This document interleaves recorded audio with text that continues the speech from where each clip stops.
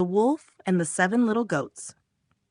Once upon a time, in the depths of a forest, there was a small and cozy house where a mother goat lived with her 7 adorable kids. The mother goat loved her kids dearly and always warned them to stay safe. One day, she had to go into the forest to search for food. Before leaving, she said to her children, "My dear children, I must go into the forest. You will be alone at home. Be very careful and do not open the door for anyone. Especially beware of the wicked wolf. He is very cunning and will try to trick you. You can recognize him by his deep voice and black paws." The little goats listened to their mother attentively and promised, "Don't worry, Mother. We will be very careful." The mother goat set off into the forest. The kids began playing at home, but soon there was a knock at the door. From the other side, they heard a deep and frightening voice. "Open the door, my little ones. Your mother is here."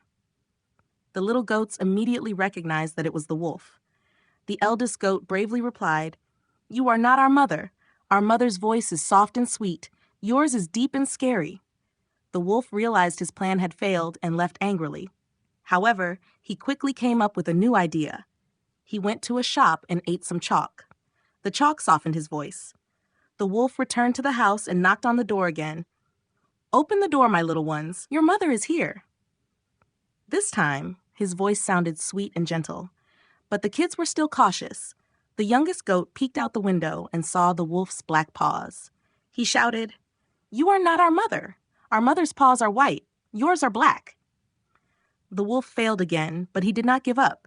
He went to a bakery and covered his paws with white flour. Now his paws looked white. For the 3rd time, he went to the house and knocked on the door. "Open the door, my little ones. Your mother is here." This time, the kids checked both the voice and the paws. Everything seemed like their mother. The kids were fooled and opened the door. As soon as the door opened, the wolf burst in. "Ha ha ha! Now I've got you!" he roared and lunged at the kids. The kids scattered in fear, hiding all over the house. One hid under the bed, another in the cupboard, and another behind the stove. But the wolf found them one by one and swallowed them whole. Only the youngest goat, who had hidden inside the big clock cabinet, was not discovered. After satisfying his hunger, the wolf's belly was full and heavy. He went outside to the garden and fell asleep under a large tree. A while later, the mother goat returned home. She found the door open and the house in chaos. Her heart pounded with fear. She called out, "My children, where are you?" The youngest goat came out of the clock cabinet and, crying, told her what had happened. The mother goat was heartbroken but determined to save her kids. She quickly grabbed scissors, needle, and thread and went to the garden. There she saw the wolf fast asleep. His belly was so swollen that she thought her kids might still be alive inside. Quietly, she approached the wolf and carefully cut open his belly. With the first cut, she saw one of her kids' heads. One by one, the other kids also came out, unharmed.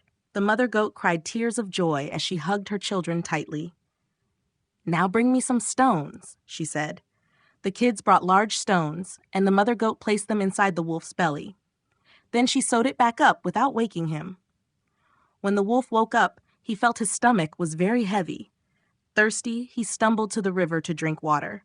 But the weight of the stones made him lose his balance, and he fell into the water. The wicked wolf drowned. The mother goat and her 7 kids returned home happily.